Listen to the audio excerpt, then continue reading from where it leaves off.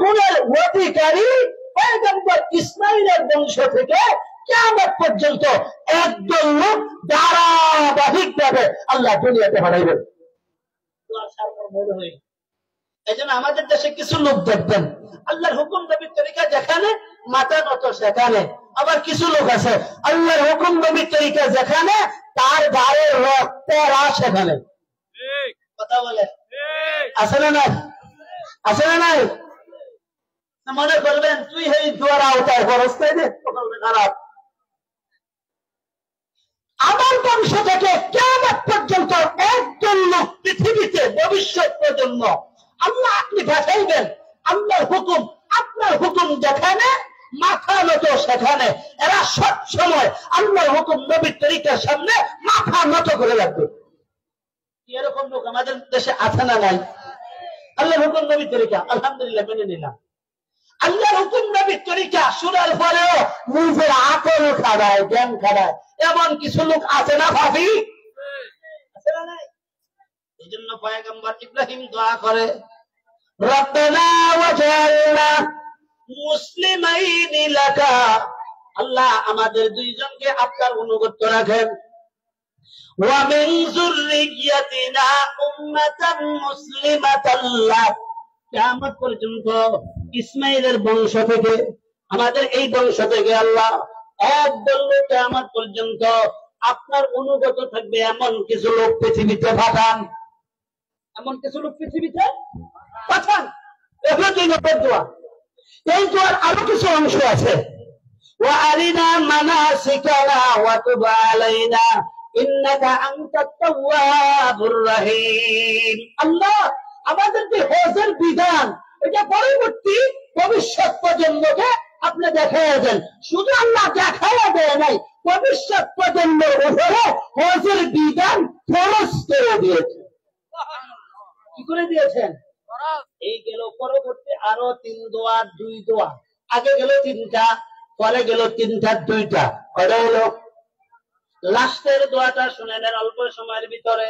এবার লাস্ট আল্লাহ পাক রব্বুল আলামিনের নবী পয়গম্বর ইব্রাহিম সেই পবিত্র কাবা শরীফকে সামনে নিয়ে ওই জায়গায় দোয়া করেন, রব্বানা ওয়া বাস ফীহিম রাসূলাম মিনহুম ইয়াতলু আলাইহিম আয়াতিক ওয়া ইউআল্লিমুহুমুল কিতাবা ওয়াল হিকমাতা ওয়া ইউযাক্কিহিম ইন্নাকা আনতাল আজিজুল হাকীম। রব্বুল আলামিন আপনার কাছে শেষ দোয়াটা হলো, 6 নম্বর দোয়াটা হলো এটা, আল্লাহ পয়গম্বর ইসমাইলের বংশ থেকে ভবিষ্যৎ প্রজন্মে একজন নবী দুনিয়ার বুকে প্রেরণ করবেন, একজন নবী দুনিয়াতে পাঠাইবেন। আর কিছু দাবি না, লাস্টের দাবি হলো এইটা, রব্বানা ওয়া বাস ফীহিম রাসূলাম মিনহুম ইয়াতলু আলাইহিম আয়াতিক ওয়া ইউআল্লিমুহুমুল কিতাবা ওয়াল হিকমাতা ওয়া ইউযাক্কিহিম ইন্নাকা আনতাল আজিজুল হাকীম। আল্লাহ একজন নবী দুনিয়াতে পাঠাইবেন। কয়জন? একজন। পয়গম্বর ইসহাকের বংশ ওই দিক দিয়ে লক্ষ লক্ষ নবী দুনিয়াতে আগমন করেছেন। আর পয়গম্বর ইসমাইলের বংশ পয়গম্বর ইব্রাহিম একজন নবী আল্লাহর কাছে পাঠানোর জন্য দরখাস্ত করেছেন। 6 নম্বর দরখাস্ত, আল্লাহ একজন নবী পাঠান। এই দোয়ার ফসল হিসাবে, এই দোয়ার ফল হিসাবে, এই দোয়ার ফসল হিসাবে আরব নগরীতে, এই মক্কাতে আমাদের নবী, প্রিয় নবী, শ্রেষ্ঠ নবী, আকায়ে নাম্বার, তাজদারে মদিনা, শ্রেষ্ঠ নবী মুহাম্মদুর রাসূলুল্লাহকে আল্লাহ দুনিয়াতে প্রেরণ করেছেন। পয়গম্বর ইসমাইলের বংশে কয়জন নবী দুনিয়াতে আসছে? কথা কয়টা রে? কয়জন নবী তুলে বলেন? আশ্চর্যের বিষয় হইল এই নবীর ডিউটি পৃথিবীতে কি হবে, মিশন হবে কি? এই মিশনের কথা ওই দোয়াতে পয়গম্বর ইব্রাহিম আল্লাহর কাছে উল্লেখ করেছেন। এই জন্য এক হাদিসের মধ্যে আখিরি পয়গম্বর বিশ্ব নবী বলেন, আনা দুআউ ইব্রাহিম, আমি ইব্রাহিমের দোয়ার ফসল, আমি পয়গম্বর ইব্রাহিমের দোয়ার ফসল। আখিরি পয়গম্বর বিশ্ব নবী আল্লাহ পাক রব্বুল আলামিন দুনিয়াতে প্রেরণ করেছেন, দোয়া করেছেন পয়গম্বর ইব্রাহিম। 6 নম্বর দোয়া পয়গম্বর ইব্রাহিম দোয়া করেছেন। পয়গম্বর ইব্রাহিমের দোয়ার বরকতে আল্লাহ পাক রব্বুল আলামিন এই বংশের মধ্যে কয়েক হাজার বছর পরে আল্লাহ পাক রব্বুল আলামিন পয়গম্বর মুহাম্মদকে দুনিয়াতে পাঠাইছেন। এবার পয়গম্বর মুহাম্মদের মিশন 3টা। পয়গম্বর মুহাম্মদের মিশন কয়টা বলেন? জোরে বলেন। পয়গম্বরের 3 মিশন। কেন? এই পৃথিবীতে আল্লাহর জমিনে আল্লাহর দ্বীন প্রতিষ্ঠা করার জন্য মিশন কয়টা? 3টা। জোরে কোন মিশন কয়টা? 3 ডিউটি। এই 3টা ডিউটির কথা কইলেই আপনাদেরকে বিদায় দেব ইনশাআল্লাহ। আর 10-15 মিনিট থাকা যাবে না ইনশাআল্লাহ? যাবে। একটু হাত ধরে কোন দেখি থাকবেন। সমস্যা তো একটা, আপনাদের ব্যাপারে আমি বাংলাদেশের সব জায়গায় প্রশংসা করি, বিশেষ করে উত্তরবঙ্গে গেলে বলি কি আপনারা এখনো আবুলের মসজিদ হয়ে গেছে। ওয়াজের ক্ষেত্রে নোয়াখালী থেকে শিখেন। কি শিখতাম? আমি বলি নোয়াখালীতে 9টা, 9:30, 10টার ঊর্ধ্বে বয়ান হয় না। আর আপনারা মাশাআল্লাহ 10টার সময় ওয়াজের হ্যান্ডেল মারেন। হ্যাঁ, 10টার সময় ওয়াজের কি দেয়? মাত্র চাবি দেয় 10টায়। আর নোয়াখালীতে বয়ান 10টা শেষ হয়ে যাওয়ার কথা 10:30টায়। আমি তো 11টার উপরে গেছে না। আমরাও তো রংপুর হয়ে গেছি। এই জন্য আমরা সামনে থেকে এত রাত্র না নেই। মানে আপনারা নোয়াখালী ওনারা পুরা বাংলাদেশের জন্য মডেল মডেল মডেল। বাস্তব আমি বলি যে নোয়াখালীতে 9টা 10টার উপরে বয়ান যায় না। কিন্তু আজকের বয়ানের কি হইলো? ওইটা সামনে আগে হয়ে গেছে। বেশি আল্লাহ আমাদের সবাইকে বোঝার তৌফিক দান করেন। আমাদের প্রিয় নবী সাল্লাল্লাহু আলাইহি ওয়াসাল্লামের মিশন কয়টা বলেন? কয়টা মিশন? 3টা। পয়গম্বর ইব্রাহিমের দোয়া কয়টা? 6টা। মোট কয়টা দোয়া? 6টা। কয় ধাপে? 2 ধাপে। প্রথম ধাপে 3, পরের ধাপে 3, পরের ধাপে 6 নম্বর দোয়া কি? আল্লাহ ইসমাইলের বংশে একজন নবী পাঠান। কয়জন নবী? আখেরি পয়গম্বর বিশ্ব নবীকে আল্লাহ দুনিয়ার মধ্যে পাঠাইছেন। বিশ্ব নবীর আগে এমন কোন মানুষ পৃথিবীতে আসেনি, কিয়ামত পর্যন্ত আর আসবে না। নাকি আসবে? আখেরি পয়গম্বর বিশ্ব নবী আল্লাহ যত মাত্র সৃষ্টি করেছেন, সৃষ্টির শ্রেষ্ঠ, সৃষ্টির শ্রেষ্ঠ নবী, সৃষ্টির শ্রেষ্ঠ পয়গম্বর মুহাম্মদ। আখেরি পয়গম্বরের মিশন 3টা। 1 নম্বর মিশন পয়গম্বর ইব্রাহিম নির্ধারণ করে দিয়েছেন, আল্লাহ গ্রহণ করেছেন, সেই অনুযায়ী আয়াত নাযিল করেছেন। ইয়াতলু আলাইহিম আয়াতি। আল্লাহ পয়গম্বর ইসমাইলের বংশে এমন একজন নবী দুনিয়াতে প্রেরণ করবেন, যেই নবীর মিশন হবে 3টা। 1 নম্বর মিশন নিজে সহিহ শুদ্ধ কোরআন তেলাওয়াত শিখবে, উম্মতকে শিখাবে। নিজে কোরআন শরীফ সহিহ শুদ্ধ শিখবে, উম্মতকে শিখাবে। এটা হলো মুহাম্মদুর রাসূলুল্লাহর সর্বপ্রথম মিশন। সর্বপ্রথম মিশন কি? নিজে কোরআন শরীফ সহিহ শুদ্ধ তেলাওয়াত শিখা আর মানুষকে শিখানো। আমাদের বর্তমান পুরা বিশ্বের মধ্যে কিছু ফালতু মুফতি বেরিয়েছে, ফালতু ফাউল মুফতি। আউল লাগায়, কি লাগায়? ফাউল মুফতি কি লাগায়? কোন কোন মুফতি ফাউল মুফতিরা এমন আছে, এরা বলতে চায় কোরআন শরীফ যদি কোনো ব্যক্তি তেলাওয়াত করে না বুঝে সওয়াব হবে না। আবার আমাদের দেশে কিছু নেট মুসলমান আছে, এরা ইউটিউব মুসলমান, ফেসবুক মুসলমান,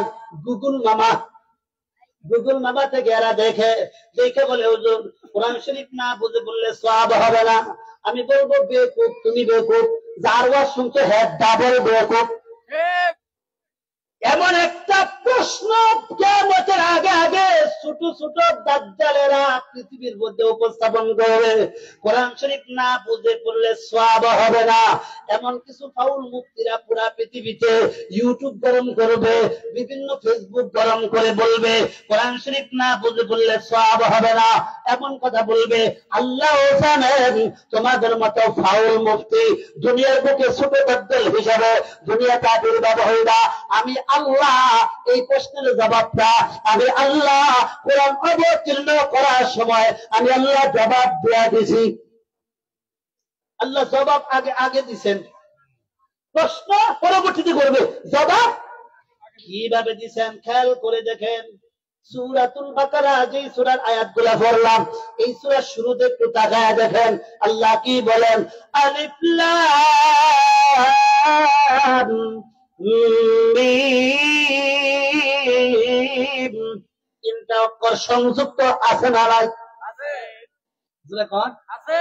তিনটা অক্ষর সংযুক্ত আছে না নাই? আছে। সূরাতুল কলমের শুরুতে আল্লাহ বলেন নূর ওয়াল কলামি ওয়া মা ইয়াসতুরুন। সূরা কাফের শুরুতে আল্লাহ বলেন কাফ ওয়াল কুরআনিল মাজিদ। আসলে নাই? আল্লাহ পাক রব্বুল আলামিন কতগুলি সূরার শুরুতে এইভাবে কিছু সংযুক্ত অক্ষর রেখে দিয়েছেন। এই সংযুক্ত অক্ষর আমিও জানি না, আমার নবীও জানতেন না। একমাত্র কে জানে? আল্লাহ।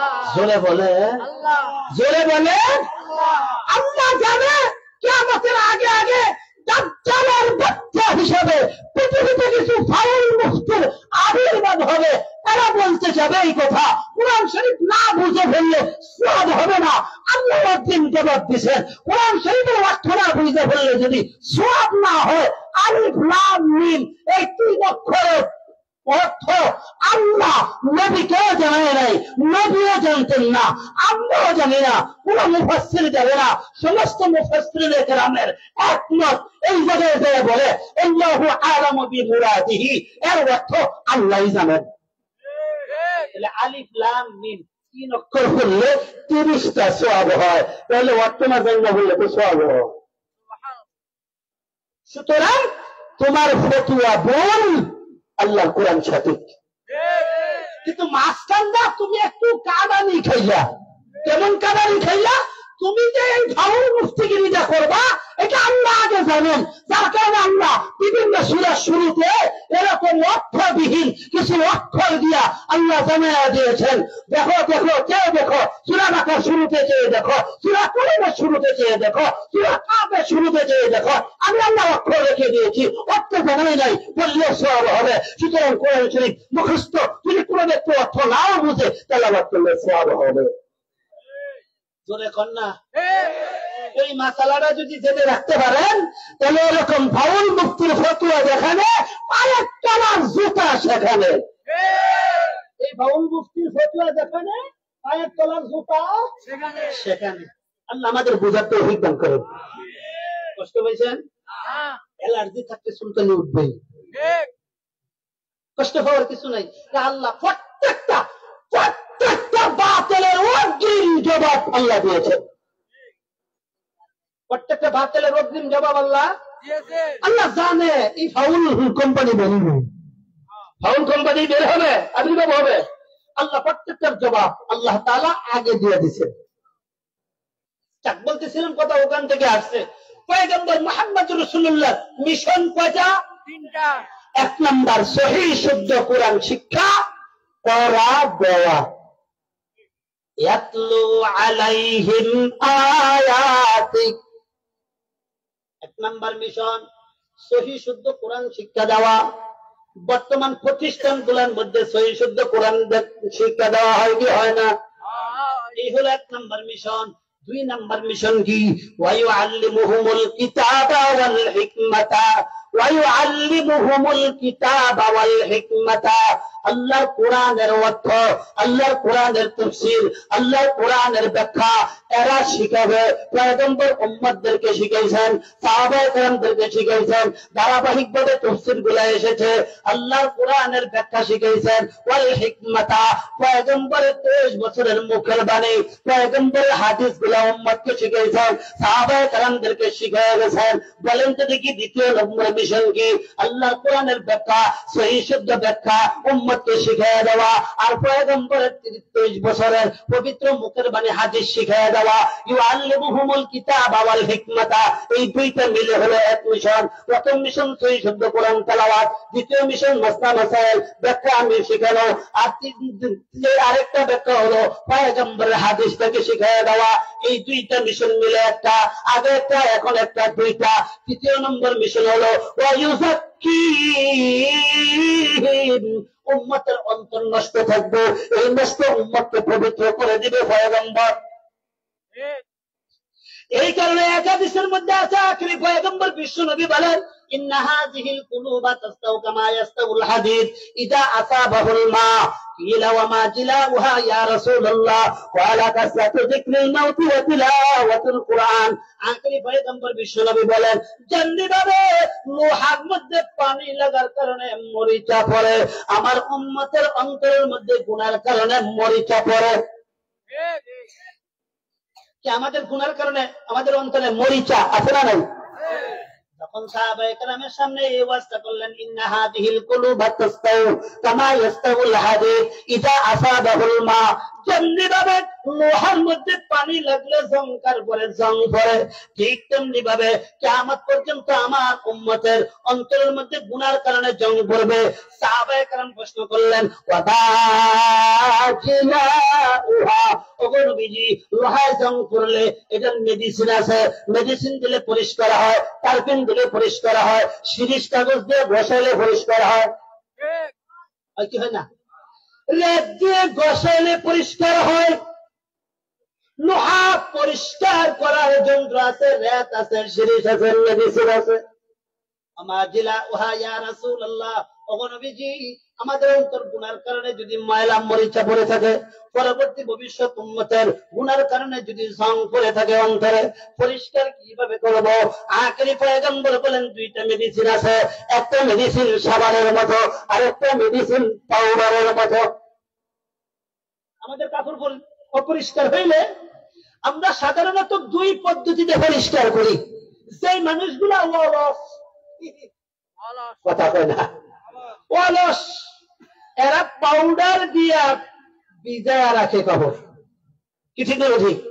আর যারা অলস না, এরা সাবান দিয়ে বসায়, কি ঠিক না ঠিক? যেরকম না, যাদের হাতে সময় কম তারা পাউডার দিয়ে বসাইতে হয় না, রাইখে দিলেই হয়। আর যারা নাকি একটু সচল, অলস না, এরা সাবান দিয়ে বসায়, কি ঠিক না? তাহলে কয় প্রকার পাউডার?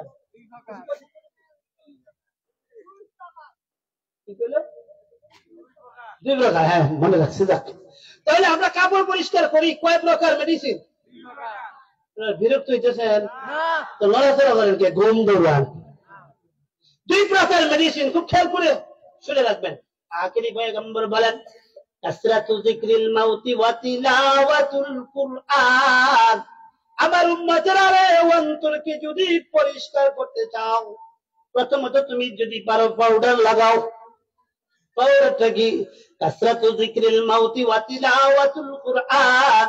প্রথম পাউডারের মতো মেডিসিন হলো তুমি দৈনন্দিন মরণের কথা স্মরণ করো। আমার সামনে মরণ আছে, আমার সামনে আজরাইল আসার ব্যাপার আছে, আমার সামনে মৌত আছে, আমার সামনে কবর আছে। এই মৌতের কথা স্মরণ করো। মৌতটা ভালো হবে না খারাপ হবে? আমার মৌতটা পবিত্র অবস্থায় হবে না অপবিত্র অবস্থায় হবে? আমার মৌতটা স্বাভাবিক হবে না কঠিন হবে?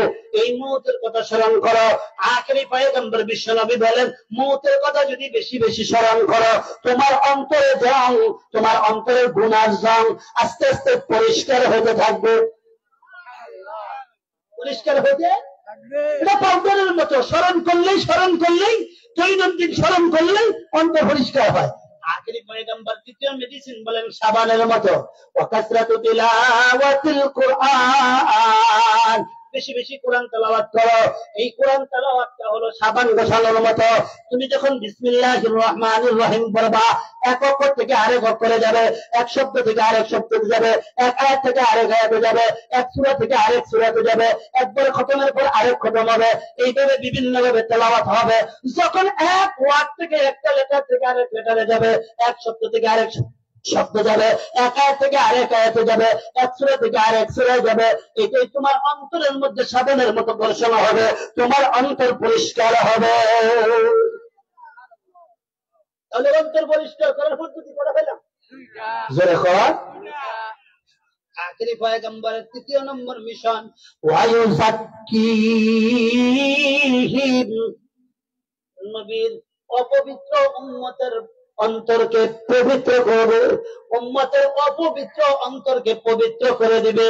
যখন নবী একজন লোকের ভিতরে দেখবে তার অন্তরের ভিতরে অহংকার আছে, কি আছে?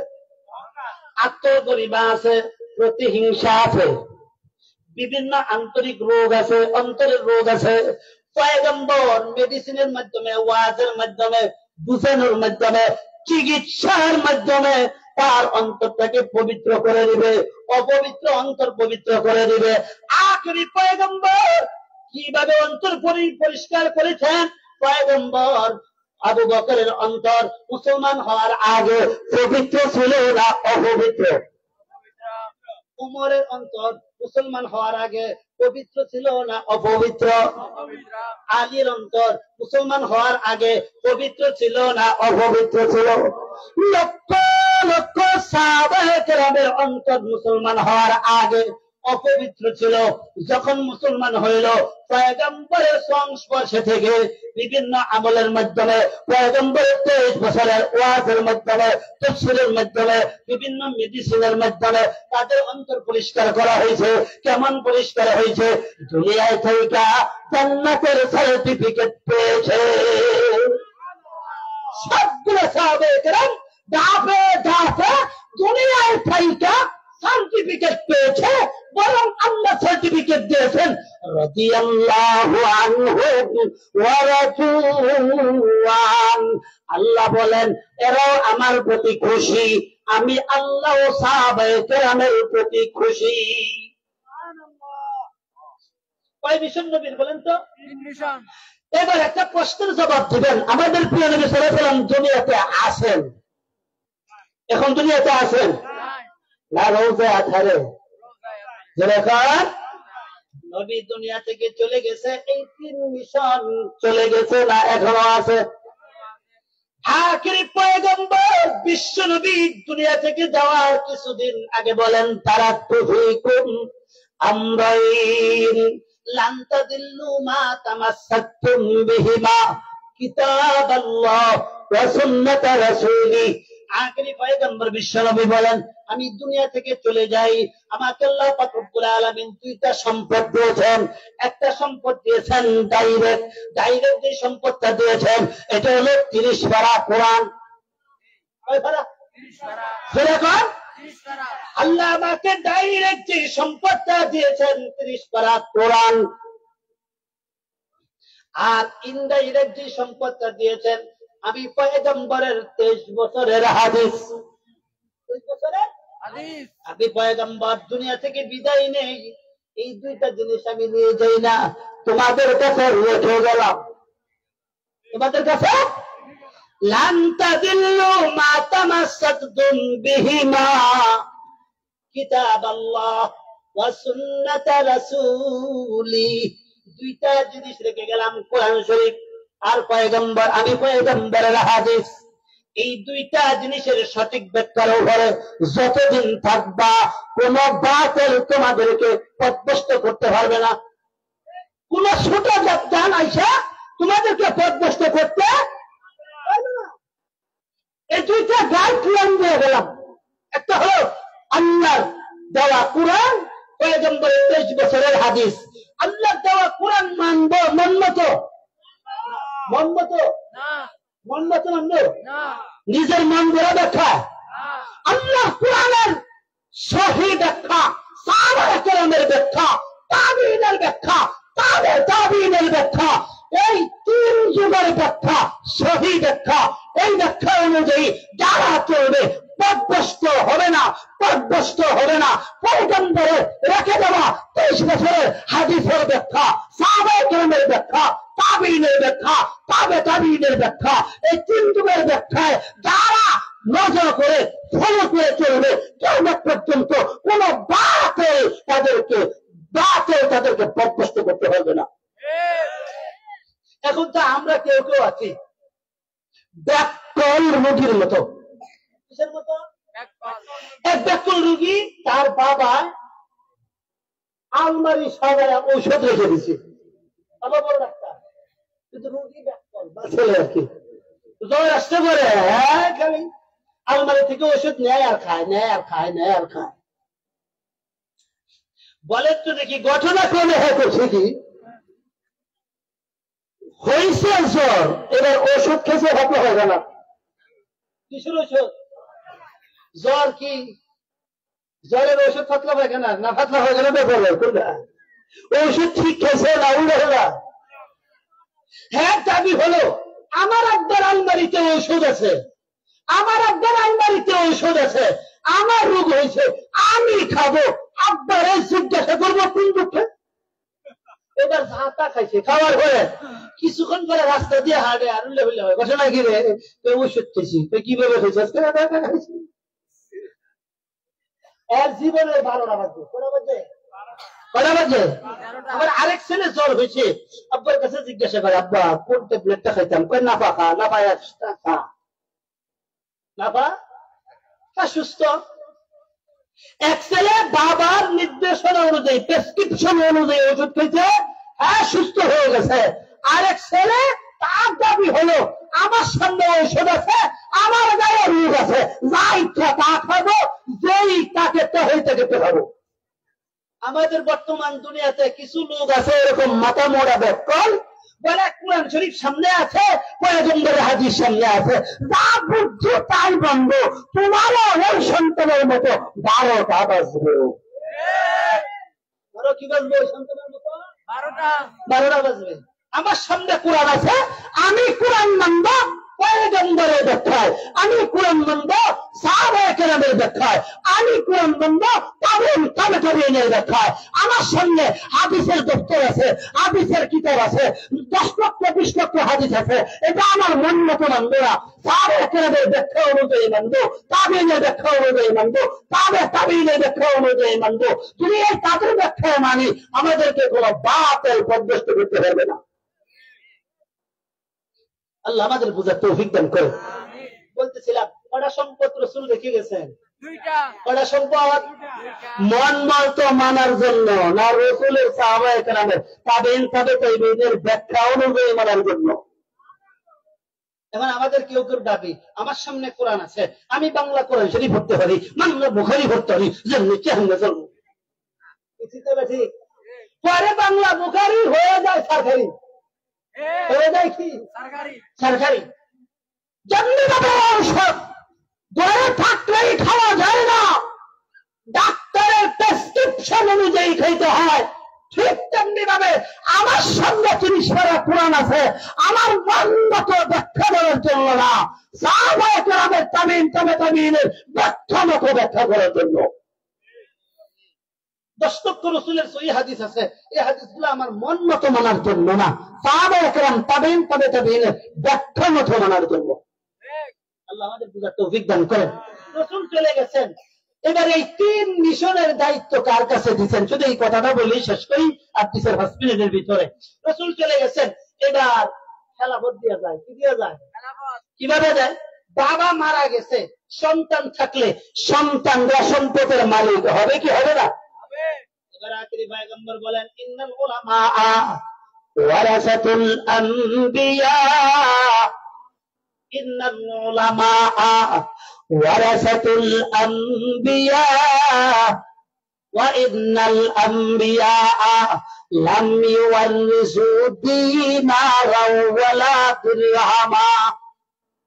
আখিরি পয়গম্বর বিশ্বনবী বলেন আমি দুনিয়া থেকে চলে যাই, আমার পরে উম্মত উলামায়ে কেরাম যারা হবে দুনিয়াতে, এই উলামায়ে কেরাম আমি পয়গম্বরের 3 দায়িত্ব পালন করবে। পয়গম্বরের মিশন 3টা। এক নম্বর মিশন সহিহ শুদ্ধ কোরআন তেলাওয়াত শিক্ষা দেওয়া, 2 নম্বর মিশন হলো মাসলা মাসাইল হাদিস শিক্ষা দেওয়া, 3 নম্বর মিশন হলো অপবিত্র উম্মতের অপবিত্র অন্তরকে পবিত্র করে দেওয়া। এই 3 মিশন আমি দুনিয়া থেকে চলে যাওয়ার পরে আমার উম্মত উলামায়ে কেরাম পালন করবে। এই কারণে নবী বলেন ইন্নাল উলামা ওয়ারাসাতুল আম্বিয়া, উলামায়ে কেরাম শুধু আমি নবীর ওয়ারিস না, আমি নবীর ওয়ারিস না, পয়গম্বর আদম থেকে নিয়ে আমি পর্যন্ত সমস্ত নবীদের ওয়ারিস, সমস্ত নবীদের ওয়ারিস। উলামায়ে কেরাম আর কিসের ওয়ারিস? সম্পদের ওয়ারিস নবীদের। নবী বলেন ওয়া ইন্নাল আম্বিয়া লাম ইউওয়ারিসু দিনারা ওয়ালা দিরহামা, কোন নবীরা উম্মতের জন্য সম্পদ রেখে যায় নাই, টাকা পয়সা রেখে যায় নাই, অর্থ রেখে যায় নাই, ব্যবসা রেখে যায় নাই। আমি পয়গম্বর দুনিয়ার বুকে আমার উম্মতের উলামায়ে কেরামের জন্য আমি পয়গম্বর তাদের জন্য সম্পদ রেখে যায়নি, টাকা রেখে যায়নি, দিরহাম দিনার রেখে যায়নি, সম্পদ রেখে যায়নি। আমি রেখে গেছি আল্লাহর দেওয়া ডাইরেক্ট কোরআন, আর আমি পয়গম্বরের দেওয়া হাদিস।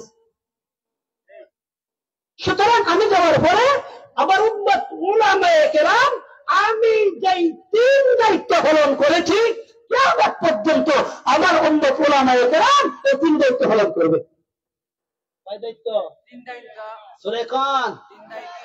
আখেরি পয়গম্বর বিশ্ব নবী শুধু এই 3 দায়িত্বের ওয়ারিস এটা বানান নাই।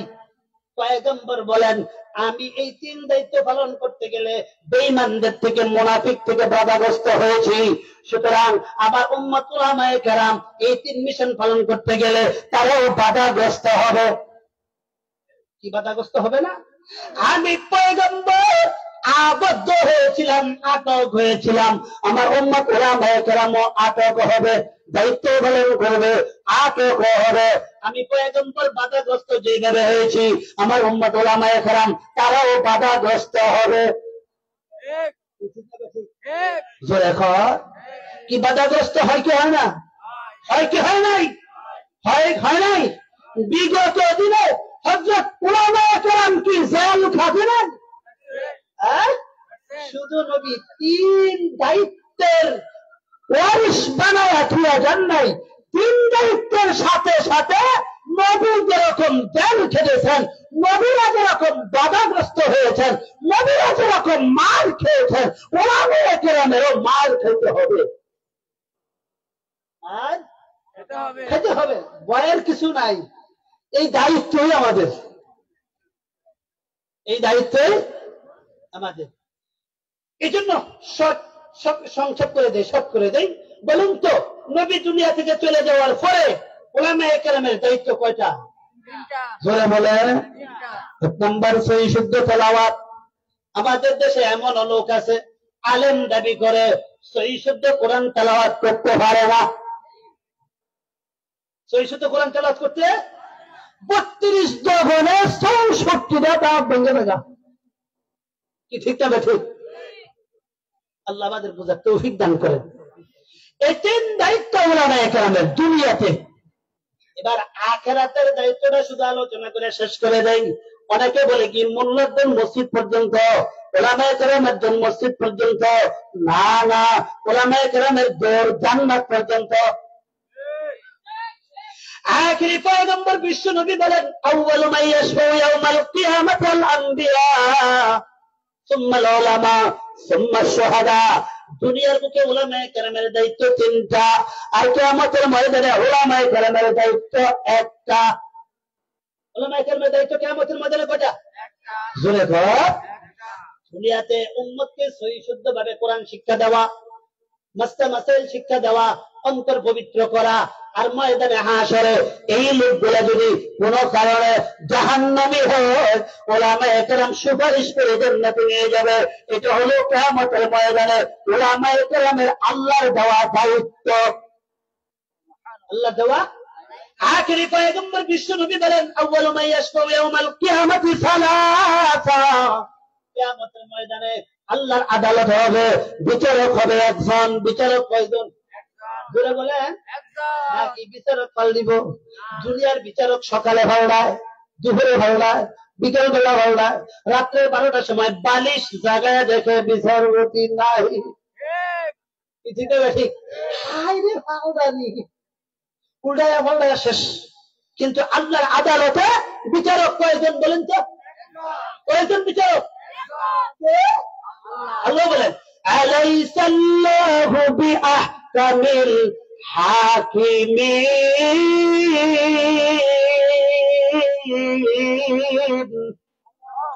আল্লাহর মত আর কি বিচারক নেই, বিচারক আর কেউ হবে? আল্লাহ এবার বলেন বিচারক কাকে বলে, বিচারালয় কাকে বলা হয়? যেই বিচারের মধ্যে যেই কোর্টের মধ্যে, যে আদালতের মধ্যে বিচারক থাকে না, এটা আদালত হতে পারে না। যেই আদালতের মধ্যে বিচারক আছে, উকিল নাই, আদালত হতে পারে না। যেই বিচারালয়ের মধ্যে, আদালতের মধ্যে বিচারক আছে, উকিল আছে, লয়ার আছে, অ্যাডভোকেট আছে, কোন কেস মামলা নাই, আসামি নাই, এটা বিচারালয় হতে পারে না, আদালত হতে পারে না। ঠিক তেমনি ভাবে কিয়ামতের ময়দানে আদালত হবে একটা, বিচারক একজন, আল্লাহ নিজে। এবার অ্যাডভোকেট হবে কে কে? আখেরি পয়গম্বর বলেন সর্বপ্রথম সমস্ত নবীরা হবে অ্যাডভোকেট, লয়ার, ব্যারিস্টার। এ গ্রেডের লয়ার হবে সমস্ত নবীরা। পয়গম্বর আদম থেকে নিয়ে পয়গম্বর মুহাম্মদ পর্যন্ত প্রত্যেকটা নবী হবে এ গ্রেডের লয়ার। এবার বি গ্রেডের লয়ার কারা? সুন্নাল উলামা, উম্মতের উলামায়ে কেরাম। নবী বলেন আমার উম্মতের উলামায়ে কেরাম, তারা হবে বি গ্রেডের লয়ার। তৃতীয় নম্বর সি গ্রেডের লয়ার কারা হবে? ওয়াশ-শুহাদা, যারা শাহাদাত বরণ করেছে আল্লাহর জন্য, ফিলিস্তিনের জমিনে যারা নাকি শাহাদাত বরণ করেছে, তারা ইন্ডিয়ার জমিনে বিভিন্ন সময় যারা নাকি শাহাদাত বরণ করে বেঈমানদের হামলায়, ঠিক তেমনি ভাবে বাংলাদেশের মধ্যে যারা নাকি উলামায়ে কেরাম, যারা নাকি জালেম অত্যাচারীদের হামলায় শাহাদাত বরণ করেছে, এই শহীদরা কিয়ামতের ময়দানে আল্লাহর আদালতের লয়ার হবে। আশ্চর্য হয়ে যাবে, এই লয়াররা কিয়ামতের ময়দানে শাহাদাত যারা করছেন, দুনিয়াতে শাহাদাত বরণ করছেন, কিয়ামতের ময়দানে এরা কিভাবে উঠবে? এক হাদিসের মধ্যে আছে, আখেরি পয়গম্বর বিশ্ব নবী বলেন যেই ব্যক্তি যেইভাবে মারা গেছে, যেই ব্যক্তি দুনিয়াতে মারা গেল গুলি খেইয়া, তার রক্ত ঝরতেছে, আল্লাহর আদালতে কোটি কোটি বছর পরে আল্লাহর আদালতে ময়দানে হাসরে হাজির হবে। মনে হয় যেন এখন তরু তাজা তাজা রক্ত গুলো ধরতেছে। এমত অবস্থায় আল্লাহর আদালতে দাঁড়ায় বলবে রব্বুল আলামিন, অপরাধটা কি ছিল? দিনের জন্য গিয়েছিলাম, আমাদেরকে শাহাদাত করা হয়েছে, আজকে ন্যায় বিচার চাই। বিচার মনে হয় পাইতো না, বন্ধা দিয়া বন্ধ, টাকা দিয়া বন্ধ, সব বন্ধ। আখেরি পয়গম্বর বিশ্ব নবী বলেন আল্লাহর আদালতের লয়ার হবে তিনটা। তার এক গ্রেড নবীরা, দুই গ্রেড উলামায়ে কেরাম, সি গ্রেড শুহাদায়ে কেরাম। আশ্চর্য হইল, উলামায়ে কেরামদেরকেও বলবেন, শুহাদায়ে কেরামদেরকেও বলবেন, নবীরা তো উম্মতের জন্য সুপারিশ করবেনই। এবার সুপারিশের সিস্টেমটা হবে কি? শুধু উলামায়ে কেরামের সিস্টেমটা হবে কি? নবী আলাইহিস সালাতু সালাম বলেন একসাথে উলামায়ে কেরাম, যে আলেমের ওয়াজ শুনে লোকগুলা মুসলমান হয়েছে, যে আলেমের ওয়াজ শুনে লোকগুলা নেককার হয়েছে, জান্নাতি হয়েছে, এরা আলেমের পাশ থেকে জান্নাতে চলে যাবে। আল্লাহ বলবেন ইয়া মাশারাল জান্নাহ, যারা জান্নাতে চলে যাও, উদখুলিল জান্নাহ, জান্নাতে ঢুকো। এরা ঢুকবে, আল্লাহ ডাক দিয়া বলবেন ইয়া মাশারাল উলামা ইসবিত, কতবা বলবেন খিফ, তোমরা দাঁড়াও। সাধারণ মানুষ যারা জান্নাতি হয়েছে, আপনারা যারা জান্নাতি হইবেন, এরা জান্নাতে দৌড়ে চলে যাবে, কারণ জান্নাতের অর্ডার দিলে হুশ করা কে কার আগে, আরে ত্রাণ পাউরুটি দেয় 3 দিনের কথা, তাও কি ভাড়া হয়ে ওর গুতে গুতি, ঠিক আছে? ঠিক যখন জান্নাতের বাইরে থেকে দেখবে এত লম্বা আঙ্গুর, এত বড় বড় বড়ই, এত বড় বড় কন্যাঙ্গা, এত বড় বড় আম, লেবরা কুড়া কত আম দেখবে, কে কার আগে যেত? 2-4 জন পিছনে তাকায় দেখবে উলামায়ে কেরাম হা করে দাঁড়ায় আছে। এবার একজন আরেকজনকে বলবে হাদিসে আছে, কি রে হুজুর রাদি পয়সা গেল, ঘটনা কি? আল্লাহ বলবে ভয়ের কিছু নাই, তোমাদেরকে দাঁড় করাইছি তোমাদের ডিউটি পালন করার জন্য। আল্লাহ বলবেন তোমরা জান্নাতের ওই পাশ দিয়া যাও, উলামায়ে কেরাম শুহাদায়ে কেরাম যখন ওই পাশ দিয়া জান্নাতে যাবে, পথের মধ্যে পাওয়া যাবে কিছু লোক আছে, এরা জাহান্নামী হয়ে গেছে, এরা দাঁড়ায় আছে সারিবদ্ধভাবে। এবার বলবে আমা তারিফুনি আনা ফুলানুন ওয়াহাবতু লাকা উযুআ ওয়াহাবতু লাকা মাআ। আপনি আমাকে চিনেন না, হে উম্মতের উলামায়ে কেরাম, হে নবীর উলামায়ে কেরাম, আপনি আমাকে চিনেন না। আমি আপনাকে এক বদনা পানি দিয়েছিলাম ওযু করার জন্য, আমি আপনাকে এক গ্লাস পানি আগায় দিয়েছিলাম, আমি আপনাকে একটু সহযোগিতা করেছিলাম, আমি আপনার জুতাটা আগায়া দিয়েছিলাম। ওই দিন অমুক জায়গায় মনে আছে তো? তখন আল্লাহ স্মরণ করাইয়া দিবেন, বলবেন হ্যাঁ। এবার আল্লাহ বলবেন যেহেতু তোমার পরিচয় দিয়েছে, তোমাকে সহযোগিতা করার একটা দলিল প্রমাণ দিয়েছে, ডকুমেন্ট দিয়েছে, হে আলেম তোমাকে দাঁড় করে রেখেছি, তাদেরকে সুপারিশ করে জান্নাতে নিয়ে যাও। এই জন্য উম্মতের উলামায়ে কেরাম কিয়ামতের ময়দানের ফেরেশতা, অ্যাডভোকেট, লয়ার। কিন্তু আশ্চর্যের বিষয় হইল আমাদের দেশে একদল লোক নতুন করে বোঝাইছে এরা আলেম বিদ্বেষী। সবসময় মনে রাখবেন, আজকে এই কথাটা মিছিল দিয়ে যান, বলেন আলেম বিদ্বেষী যার অন্তরে, মুনাফিকি যার অন্তরে। আলেম বিদ্বেষী যে এই যুগের মুনাফিক সে। আলেম বিদ্বেষী যে এই যুগের মুনাফিক সে। আলেম বিদ্বেষী যারা এই যুগের মুনাফিক তারা। নবীর যুগের মুনাফিকরা নবী সাহাবা বিদ্বেষী ছিলেন, এই যুগের মুনাফিকরা নবীর ওয়ারিস উম্মত উলামায়ে কেরামের বিদ্বেষী। একজন লোক আছে না, উলামায়ে কেরামের নাম শুনলেই চুলকায়, আছে না নাই? এটা দাউদ খাজলি পেছনা এই চুলকানি না, এটা তার মুনাফিকের চুলকানি। এটা কিসের চুলকানি? মুনাফিক দেখার জন্য সৌদি আরব যেতে হবে না। আপনার পাশে বসে যে উলামায়ে কেরামের মন্তব্য করবে আর বোঝার বাকি নাই, নেফাকি বরং করে আছে। নেফাকি কি আছে তার? এই জন্য চা খাইবেন আর উলামায়ে কেরামের মাশাআল্লাহ গালাগালি করবেন। কে কে রাজি আছেন? কে কে দেখি তো।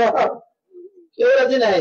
এই জন্য মুখটাকে, জবানটাকে একটু ব্রেক দিবেন তো ইনশাআল্লাহ। ব্রেক দিবেন তো? তো বলতেছিলাম দোয়া জানি কয়টা? 6টা। এখনই বুঝে গেছে 6টা। দোয়া কয়টা? 6টা। কার দোয়া? পয়গম্বর ইব্রাহিমের। 6 দোয়া 2 দফে। 6 দোয়া 2 দফে। 6 নাম্বার দোয়া হলো আমাদের নবী সাল্লাল্লাহু আলাইহি ওয়াসাল্লামের জন্য দোয়া করছেন। নবীর মিশন 3টা। নবীর মিশন, নবী দুনিয়া থেকে চলে গেছেন, মিশনের দায়িত্ব দিয়ে গেছেন উম্মত উলামায়ে কেরামের কাছে। এই জন্য তাফসীরে মারিফুল কোরআন একটা হাদিস নিয়ে আসছেন। আব্দুল্লাহ ইবনে আব্বাস রাইসুল মুফাসসিরিন, ওনার থেকে একটা হাদিস বর্ণনা হয়েছে, নবীর মিশন যেহেতু 3টা, পালন করবে কিয়ামত পর্যন্ত উম্মত উলামায়ে কেরাম। সাহাবায়ে কেরাম যেইভাবে নবীকে সম্মান করেছেন, এই নবীর উম্মত কিয়ামত পর্যন্ত এই নবীর উম্মত ওয়ারিস উলামায়ে কেরামদেরকে এইভাবেই সম্মান করতে হবে।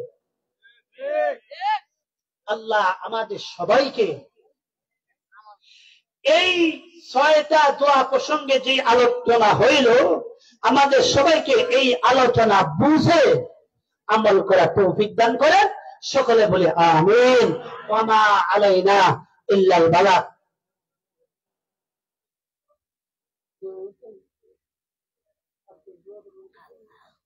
আমরা কয়েকবার দুরূদ শরীফ পড়ি।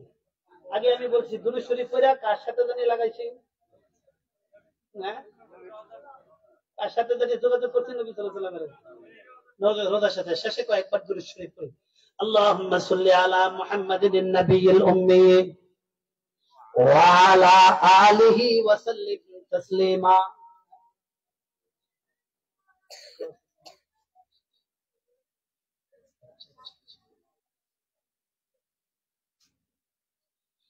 اللهم صل على محمد النبي الأمي وعلى آله وسلم تسليما. اللهم صل على روح محمد في الأرواح وعلى جسد محمد في الأجساد وعلى قبر محمد في القبور. আমরা কয়েকবার ইস্তেগফার পড়ি, আস্তাগফিরুল্লাহাল্লাযী লা ইলাহা ইল্লা হুয়াল হাইয়ুল কাইয়্যুম ওয়া আতুবু ইলাইহি, আস্তাগফিরুল্লাহাল্লাযী লা ইলাহা ইল্লা হুয়াল হাইয়ুল কাইয়্যুম ওয়া আতুবু ইলাইহি। মাহফিলের শেষে একটা সুন্নতি দোয়া আছে, দোয়াটা আমরা আগে পড়ি। করেন সুবহানাকাল্লাহুম্মা ওয়া বিহামদিকা আশহাদু আল্লা ইলাহা ইল্লা আনতা আস্তাগফিরুকা ওয়া আতুবু ইলাইক। মাহফিলের শেষে এটা হলো সুন্নতি দোয়া। মাহফিলের শেষে কিন্তু এইটাই সুন্নতি দোয়া। পয়গম্বর করছেন, সাহাবায়ে কেরাম করছেন। দোয়া চাইছেন কয়েকজনের ব্যাপারে, এজন্য আমরা একটু দোয়া করব। যেহেতু দোয়া চাইছেন, এজন্য আমরা একবার সূরা ফাতিহা তেলাওয়াত করি। আউযু বিল্লাহি মিনাশ শাইতানির রাজীম। বিসমিল্লাহির রহমানির রহিম। আলহামদুলিল্লাহি রাব্বিল আলামিন। আর রহমানির রহিম। মালিকি ইয়াউমিদ্দিন। ইয়াকা না'বুদু ওয়া ইয়াকা নাস্তাঈন। ইহদিনাস সিরাতাল মুস্তাকিম। সিরাতাল লাযীনা আন'আমতা আলাইহিম গায়রিল মাগদুবি আলাইহিম ওয়ালাদ-দাল্লিন। আমিন। আমরা তিনবার সূরা ইখলাস পড়ি। আউযু বিল্লাহি মিনাশ শাইতানির রাজীম। বিসমিল্লাহির রহমানির রহিম। কুল হুয়াল্লাহু আহাদ, আল্লাহুস সামাদ, লাম ইয়ালিদ ওয়া লাম ইউলাদ ওয়া লাম ইয়াকুল লাহু কুফুয়ান আহাদ। বিসমিল্লাহির রহমানির রহিম। কুল হুয়াল্লাহু আহাদ, আল্লাহুস সামাদ, লাম ইয়ালিদ ওয়া লাম ইউলাদ ওয়া লাম ইয়াকুল লাহু কুফুয়ান আহাদ। ভাই আমাদের কাজ শেষ, ভিডিও লাগা বন্ধ করে ভালো। আমরা সবাই ইনশাআল্লাহ সবার জন্য দোয়া করব। মনে আছে তো আগে থেকে? ব্লুটুথ চালু করা আছে তো এখনো না? বন্ধ করছেন? চালু বন্ধ করেন না। সবাই সবার জন্য দোয়া করব। এই মাহফিলের অনেক সদস্য আছে যারা দুনিয়াতে নাই। এখন আমি শুনতে পেলাম এই মাহফিলের সদস্য প্রবাসে আছেন, অ্যাক্সিডেন্ট হয়েছেন। আমরা ওনার জন্য দোয়া করব। এই মাহফিলের সদস্য এলাকাবাসী অনেকে অসুস্থ আছেন, একজন ডাক্তারও অসুস্থ আছেন। আমরা সবাই সবার জন্য ইনশাআল্লাহ দোয়া করব। আল্লাহ তাআলা এই মাহফিলকে কবুল ও মঞ্জুর করেন, বলেন আমিন। ربنا آتنا في الدنيا حسنة وفي الآخرة حسنة وقنا عذاب النار آمين. ربنا آتنا في الدنيا حسنة وفي الآخرة حسنة وقنا عذاب النار رب ارحمهما كما ربياني صغيرا رب ارحمهما كما ربياني صغيرا ربنا هب لنا من أزواجنا وذرياتنا قرة أعين واجعلنا للمتقين إماما اللهم اغفر لنا ولوالدينا ولأستاذنا ولشيخنا ولمشائخنا ولأحبابنا ولأزواجنا ولذرياتنا ولمن له حق علينا ولجميع المؤمنين والمؤمنات والمسلمين والمسلمات إنك مجيب الدعوة رب العالمين। 2 দিন ব্যাপী তাফসীরুল কোরআন মাহফিল, আজকে শেষ দিনের শেষ মুহূর্তে আল্লাহ গভীর রজনীতে তোমার শাহী দরবারে আল্লাহ হাত বাড়াইলাম। হযরত উলামায়ে কেরামদেরকে নিয়ে হাত বাড়াইলাম। আল্লাহ চুল সাদা দাড়ি সাদা ওয়ালা মুরব্বিদেরকে নিয়ে হাত বাড়াইলাম। আল্লাহ ছোট ছোট মাসুম বাচ্চাদেরকে নিয়ে হাত বাড়াইলাম। আল্লাহ অনেক কোরআনের হাফেজদেরকে নিয়ে হাফেজে কোরআনদেরকে নিয়ে হাত বাড়াইলাম। অনেক আলেম উলামাদেরকে নিয়ে হাত বাড়াইলাম। আল্লাহ পর্দার আড়ালের নেককার মা বোনদেরকে নিয়ে হাত বাড়াইলাম। রব্বুল আলামিন অনেক যুবক ভাইদেরকে নিয়ে হাত বাড়াইলাম। অনেক ব্যবসায়ী ভাইদেরকে নিয়ে হাত বাড়াইলাম। অনেক অসুস্থ ব্যক্তিদেরকে নিয়ে আল্লাহ হাত বাড়াইলাম। আল্লাহ যার হাতখানা তোমার কাছে পছন্দ হয় তার হাতের সাথে আমাদের হাতগুলাকে মিলাইয়া কবুল ও মঞ্জুর করে দাও। রব্বুল আলামিন কত গুনাহ করেছি, সগীরা গুনাহ, কবিরা গুনাহ, জাহিরি গুনাহ, বাতিনি গুনাহ, ইচ্ছাই গুনাহ, অনিচ্ছাই গুনাহ, হাতের গুনাহ, অন্ধকারের গুনাহ, আলোর গুনাহ, হাতের গুনাহ, পায়ের গুনাহ, নখের গুনাহ, চোখের গুনাহ, মুখের গুনাহ, জবানের গুনাহ, ব্রেনের গুনাহ। আল্লাহ কত গুনাহ করেছি। আল্লাহ গুনার দিকে তাকাইলে তোমার শাহী দরবারে আল্লাহ হাত বাড়াইতে সাহস হয় না। আল্লাহ তারপরে তোমার চারটা নামের দিকে তাকাইয়া তোমার নাম রহমান, তোমার নাম রহিম, তোমার নাম গফফার, তোমার নাম সত্তার। এই চারটা নামের দিকে তাকায়া তোমার শাহী দরবারে আল্লাহ হাত বাড়াইলাম। আল্লাহ মেহেরবানি করে আমাদের জিন্দেগীর গুনাহ খাতাগুলোকে মাফ করে দাও। রব্বুল আলামিন, অনেকে হাত বাড়াইছে যাদের মা নাই বাবা নাই। আল্লাহ অনেকে হাত বাড়াইছে যার মা আছে বাবা নাই, বাবা আছে মা নাই। আল্লাহ আমার আব্বা আছে মা নাই। আল্লাহ কয়েক বছর যাবৎ হয়ে গেল আল্লাহ মা হারা হয়ে গেছি। আল্লাহ অনেকেই মা বাবা হারা অথবা মা অথবা বাবা হারা হয়ে গেছে। আল্লাহ তারা বান্দা কবরে শুয়ে আছে। যেই মা বাবার জমি দিয়া জমিওয়ালা হইলাম, যেই মা বাবার ব্যবসা দিয়া ব্যবসাওয়ালা হইলাম, বাড়িঘর দিয়া বাড়িঘরওয়ালা হইলাম, আল্লাহ অন্ধকার কবরে শুয়ে আছে। কোন অবস্থায় আছে আল্লাহ জানি না। আল্লাহ মেহেরবানি করে তাদের কবর গুলাকে জান্নাতের বাগান বানায়া দাও। রব্বুল আলামিন, আজকে 10 বছর যাবত এই মাহফিলে প্রোগ্রাম চলছে। আল্লাহ অতীতে যারা নাকি এই মাহফিলের আল্লাহ যারা নাকি পরিচালনা কমিটিতে ছিলেন, আল্লাহ সবার এই শ্রম সবার অর্থায়নকে আল্লাহ তুমি কবুল ও মঞ্জুর করে নাও। এই মাহফিলের পরিচালনা কমিটি থেকে আল্লাহ তারা যারা যারা দুনিয়া থেকে চলে গেছে, আজকের মাহফিলের সবটুকু তাদের কবরে পৌঁছায়া সবার কবরকে জান্নাতের বাগান বানায়া দাও। আল্লাহ এই মাহফিলকে কেন্দ্র করে পুরা এলাকার কবরে আযাবকে আল্লাহ তুমি মাফ করে দাও। রব্বুল আলামিন, অনেকে অসুস্থতা আছেন এলাকায়, আল্লাহ তুমি সুস্থতা দান করো। আল্লাহ একজন ডাক্তার অসুস্থ আছে, আরো এলাকার অনেকে অসুস্থ আছে, আল্লাহ দোয়া চেয়েছেন। আল্লাহ সবাইকে তুমি শাফাআত কামিলা দান করো। আল্লাহ অনেক মুরব্বীরা হাত বাড়াইছেন, আল্লাহ আমাদের মনের নেক মাকসাদ আল্লাহ তুমি পুরা করে দাও। আল্লাহ আমরা চাইতে জানি না, আমাদের যা দরকার তা দিয়ে দাও। আল্লাহ অনেক প্রবাসীদের আল্লাহ অবদান আছে এই মাহফিলে। আল্লাহ প্রবাস জগতে প্রবাসে যারা নাকি আছেন, আল্লাহ তুমি তাদেরকে সহি সুস্থ রাখিও। আল্লাহ হালাল রুজি কামাই করার তৌফিক দান করো। একজন প্রবাসী আল্লাহ অ্যাক্সিডেন্ট হয়েছে, আল্লাহ তুমি তাকে সুস্থতা দান করো। আল্লাহ সত্তর থেকে সুস্থতা দান করো। আল্লাহ পরিশেষে তোমার কাছে আল্লাহ একটাই দাবি, আল্লাহ মৃত্যুর সময় আল্লাহ তুমি কালামা নসিব করিও। আল্লাহ কোন জায়গায় মারা যায়, কখন মারা যায় আল্লাহ জানি না। আল্লাহ ইজ্জতের সম্মানের মৃত্যু দিও, আল্লাহ বেইজ্জতির মৃত্যু দিও না। আল্লাহ মেহেরবানি করে আল্লাহ সপ্তাহে শুক্রবার দিন জুমাবার দিন আল্লাহ তুমি ডাক দিও।